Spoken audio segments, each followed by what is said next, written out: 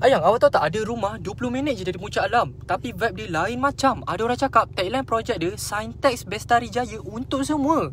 Saya pun terfikir untuk semua. Semua tu termasuk saya ke? Awak rasa macam mana? Aku pun apa lagi, sekali aku share projek baru Sintex rupanya. Kawasan dia luas weh, 826 ekar. Hak milik Kekal pula tu. Besar ni, kalau main bola boleh siap ada World Cup dekat sini.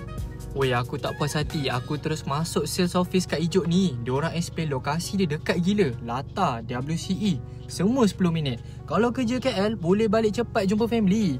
Tak ada dah alasan dah cakap jalan jam lah yang sebab tu lambat balik hari ni.